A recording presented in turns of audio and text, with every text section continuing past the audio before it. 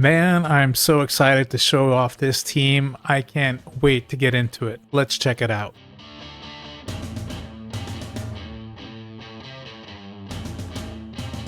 What's up, Raiders? Welcome to my channel. I'm Trax2Max, and this is another Raid Shadow Legends video. Guys, we're on the Only Voids account today. I'll tell you the background why we actually landed on this account and not the HH account. As you may know, the HH challenge is coming to an end in about, 25 days or something like that. And we're supposed to try and get as many points as we can in all of the dungeons, faction wars, Doom Tower, etc., arena, right, Great Hall, stuff like that. Now, one of the things that I noticed is pretty hard on the free-to-play early on is Sand Devil Necropolis, right? This guy's just really annoying to deal with, and on this account, we actually have a team that consists of Aniri and, what's her name again? Selenia Nightcloak, right? I have a video on that if you want to know more about that. You can go check it out. Stop right there. Click the link in the description right now to get a free legendary Karato and 4 amazing epics as you level up. Here are the exact steps you need to take. Step 1. Log out of Plarium Play on PC and uninstall. If you've never had Raid installed on your mobile phone before, the link will work there too. Step 2. Click the link in the description and register with a brand new email. Step 3. Launch Raid and complete the tutorial. Step 4. Go to your inbox and claim your first champ. Here we go. You'll find Karato here, as well as Uugo, Rector Drath, Tagoar, and Mausoleum Mage as you progress through the game. This is an amazing account start in Raid, so click on my link right now and follow the steps. Today's not going to be about that though. We are going to try and give you something fresh, something new. I'm super stoked about this. I didn't know if it was going to work or not. And I couldn't even do this on the main account because I didn't actually have this champion on the main account. One of the champions I pulled on the free-to-play that at first glance I kind of dismissed immediately because it's a champion you would dismiss immediately when you pull him. I'm talking about Daywalker. Now, Daywalker, the only interesting thing about this guy is he revives with 30% HP and attacks all enemies after being killed. This hit cannot be critical. All that doesn't really matter.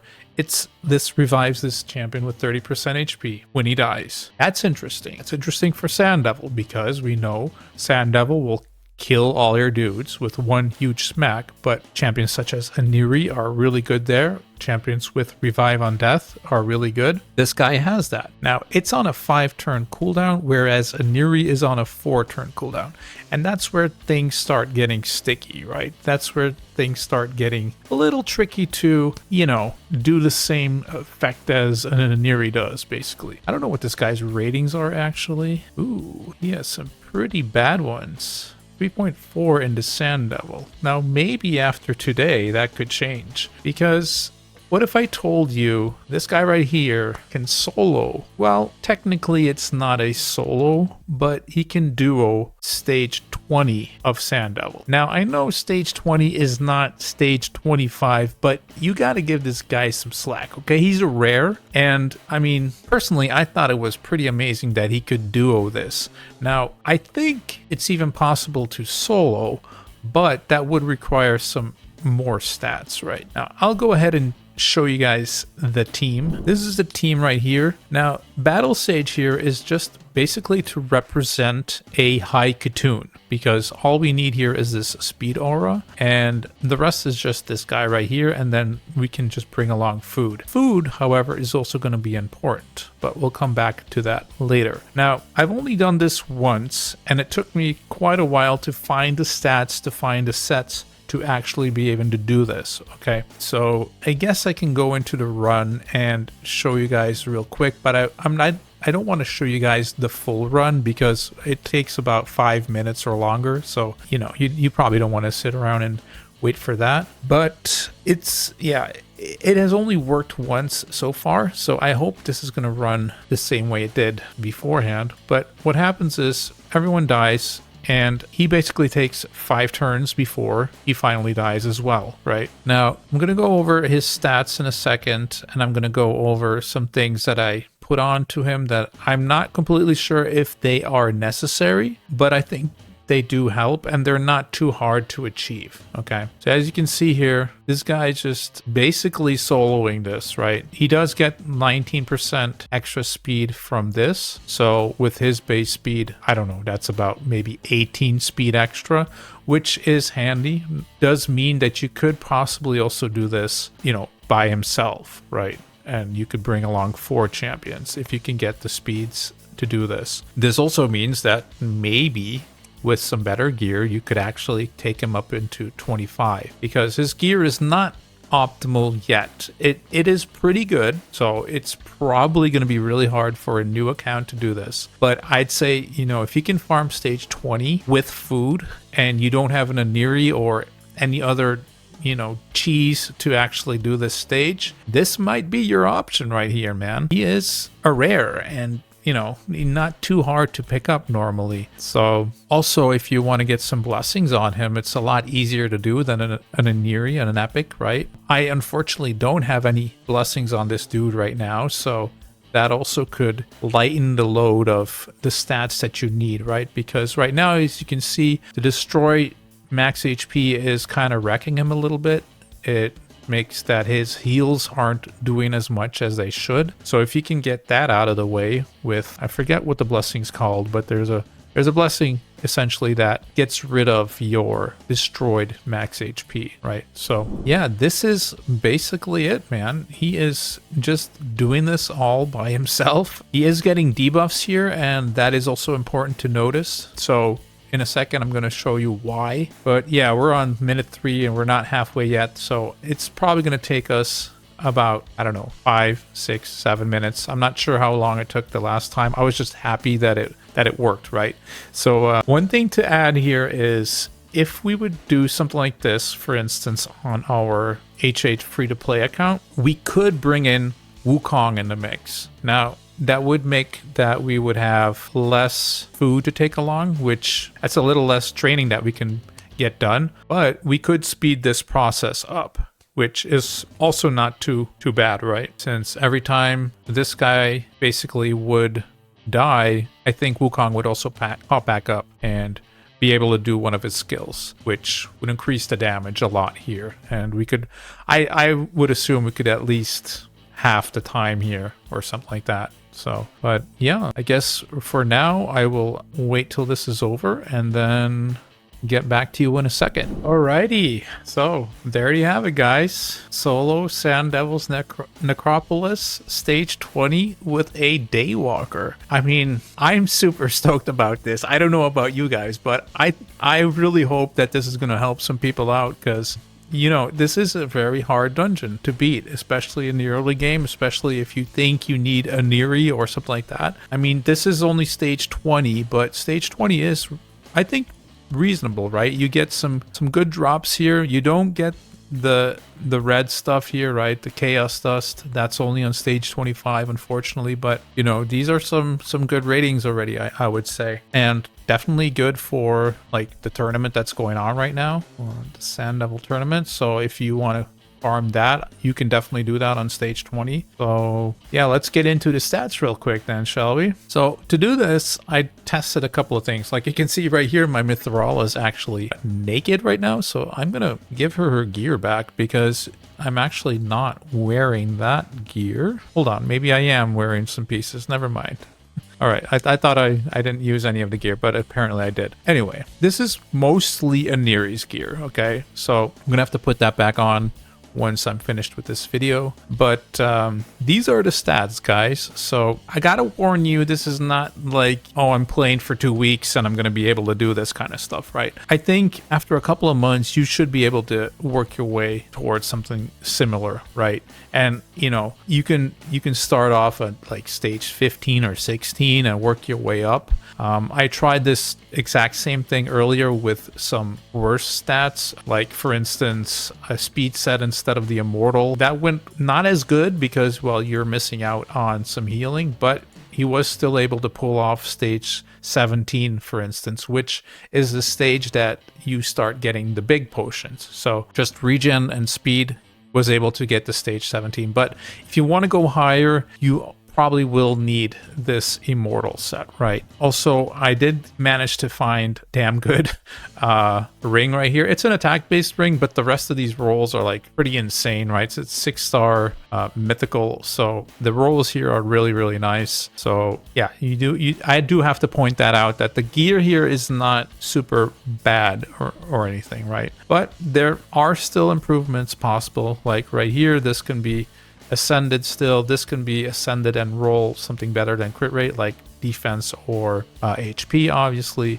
This can get an HP percentage or a defense percentage, for instance, and these don't have any ascensions whatsoever yet, so there is definitely some improvements possible here. Also, this is rare gear. There's some 5-star gear here right there as well. So it's some good gear, but it's definitely not like end game gear. It's, you know, it's decent, right? So let's hop into the stats real quick. I did get some area bonuses while I was at it because, you know, I was just trying to make this work. So what we have here is 57,000 HP, 3,600 defense. Now, my calculation said that this should be able to be 3,100, but for some reason that did feel like it was too low. You need to find a good balance between these two. Like maybe you can go a little higher here and a little lower there, but you're going to have to kind of figure that out yourself a little bit. This was eventually the build that did it for me after spending millions of silver trying to figure this out on the Old Voids account. The speed here, my calculations said that 243 should actually work, but in practice, it didn't really work out that way. But that said, I was also only able to get 57,000 HP on him. I think if you can hit like 70,000, you might be able to drop this speed to like 250 or something, but I'm not positive about that. And there's also some other things we might be able to take into consideration when dropping your speed, but I'll go over that in a second. Okay. And then, yeah, other than that, there's, you don't need resistance, you don't need accuracy, you don't need crit rate, you don't need crit damage. These will speed up your runs, but I mean, don't look for those things. Look for the speed, look for the defense, and look for the HP, and that's basically it, right? That with regeneration and immortal sets. You should also be able to pull this off with a regeneration and a defiant set if you would have that for some reason. Defiant is very, very strong. It basically, let's see, I don't think I actually, maybe I have a Defiant set on this account. I'm not even sure. No, I'm pretty sure I don't. Equipped? Maybe it's equipped. No, I don't have it on this account. But basically, it reduces damage you take from AoE hits by 15%, and it's a 2-piece set. So it's like a stalwart set, but it's only a 2-piece set, and it's only 15%. I think it also gives you some extra defense. So there's that. But very good. It's basically 15% less damage you take from the Sand Devil because he does AoEs, right? So that works too. I know that for sure because I use that on my main account on my Aniri. So it's basically the tankiest way to build a champion is regeneration with Defiant. So if you would happen to have that, you can use that too. But I think the general population will probably have the Immortal from Clan Boss, and then you'll just have to farm this from the Fire Knight. So yeah, guys, these are the stats, and I did end up putting on this Rod of Blasphemy. Now, I had some options. I had, for instance, this Gilded Dragonstone. Now, I don't think this is going to be better per se because his defense is pretty bad as it is, right? And also, when he dies, I'm pretty sure this actually resets. I'm not completely sure about that, but I'm pretty sure about that. So I didn't opt for this. I thought this was going to be way worse than actually the percentage damage you're getting less. What else do we have here? Wearer's turn meter increases by 10% whenever one of their allies dies. This I wasn't too sure about because, well, if you can get it up to level 15, you do get some extra speed, which is really nice, of course. And I think, but I'm not certain, that he can actually boost his own turn meter when he dies. Again, I'm not sure about that though, so that's why I didn't opt for this, but I opted for something that, you know, this is a rare relic. It's a standard one. You should be able to get this thing relatively easy, right? I went ahead and leveled it up. So at the moment, he has 3,000 extra HP from this, which is really nice. And he has 4% damage reduction when the Sand Devil puts up those debuffs. And that is basically it. We could improve this with Miracle Heal for sure, right? That's what I talked about earlier. Another thing you could do is Survival Instinct. When he puts up the debuffs, that means this guy will fill his turn meter, will get to his heals quicker, right? We've seen this with my Ragemonger, for instance. I have a video on that as well, where Ragemonger is able to solo Dragon 13 with that blessing on him. So those are two options you can go for if you have the blessing for the Daywalker as well. But yeah, guys, that was it, I think. The masteries, of course. We should definitely talk about the masteries before I go silly goose. So I went with Steadfast because it's just extra HP. Increased values of the heals. This will also increase your healing from your sets. Very important. Here has a 30% chance of increase in turn meter by 10% when a buff cast by this champion is removed or expires. Now, I think there's something cheeky with this. I think that when he pops back up, that actually counts as a buff, the Revive on Death buff. Don't quote me on that, but I'm pretty sure that counts as a buff. So I think he always has a 30% chance of getting extra turn meter whenever he dies. I could be mistaken there though, but if I'm wrong there and you know I'm wrong, you please correct me in the comments. This obviously just to get some extra base stats, really good with the pinpoint accessories and of course the immortal set boosting the HP a little bit. It does not boost the regeneration part as far as I know, unfortunate, but that's the way it works. And then of course the Spirit Haste. This is the thing that allows him to get 24 extra speed from those 3 dead allies, right? So that's why those allies being dead is pretty important. Okay, so you get the extra speed there and make sure that he goes fast. This more or less counters the fact that the Sand Devil puts a decreased speed on you, okay? So I think this is necessary to do this strategy. Here, we just go down this route, get a little bit of crit rate, some crit damage. It doesn't matter that much. It's a little bit extra chance of damage, but yeah, we're not really building this guy for damage in the first place, right? This will heal up some of the HP lost together with the War Master, and War Master is of course just there to actually do any damage at all, because again, this guy is not built for damage. We did get this, increases damage inflicted by 5% for each dead ally, so he'll get a 10% bonus, but 0 plus 10% is 0, you know. Jokes aside, it's just a little bit extra. You want to grab all the extra damage that you can get, basically. So increases the damage with the default skill. We're only using the default skill. We're not using the A2, by the way. That's something I probably should have mentioned as well. I did not book this guy out, but you can get 20% extra damage there as well to speed it up a little bit, I guess. But yeah, we don't want to be using this. We just want to be using the A1 the whole time, and that is it. That it's as simple as that, you know. So basically, if you have this champion, you can farm this gear. You throw in a High Katoon, because High Katoon has the 19% speed in all battles aura. If you can find a better one, that's even better, right? But yeah, other than that, I think I answered all the questions there. So if you would have any for me, then leave them in the comments. And other than that, I hope you guys have a nice rest of your day, and I'll catch you guys next time.